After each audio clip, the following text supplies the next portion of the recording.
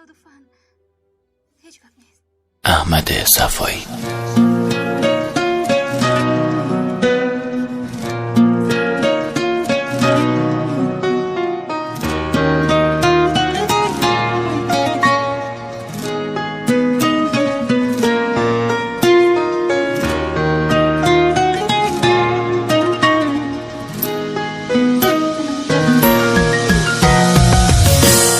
یکم گلایه لازمه واسه همه شکستنات، بس دیگه خسته شدم از این بی موقع رفتنات. احساسی که له میکنی دیوونه مال خودته، کسی که میگذری ازش بدجوری قصه خورته. تو میبری زندگیمو با رفتنت به حاشیه، صحبت دیوونگی نیست، صحبت تو نباشیه. نذار که بی اراده باز گریه کنم جلو همه، برای این حال خراب یکم گلایه لازمه.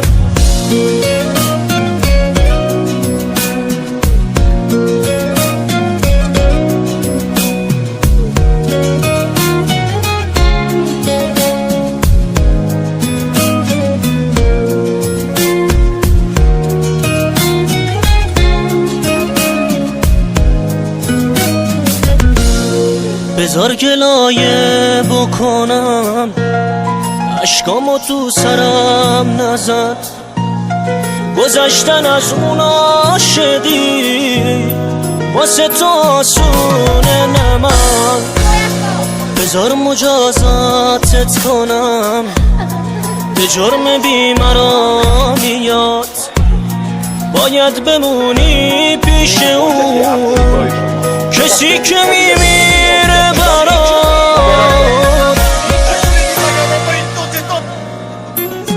تو میبری زندگیمو با رفتنت به حاشیه، صحبت دیوونگی نیست، صحبت تو نباشیه. نذار که بی اراده باز گریه کنم جلو همه، برای این حال خراب یکم گلایه لازمه.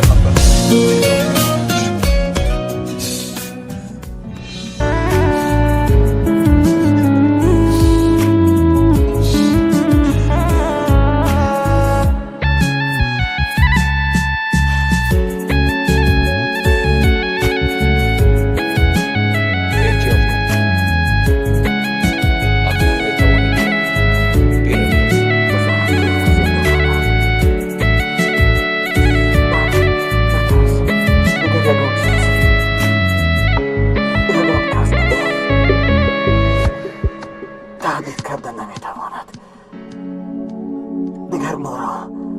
دیگر ما را از هم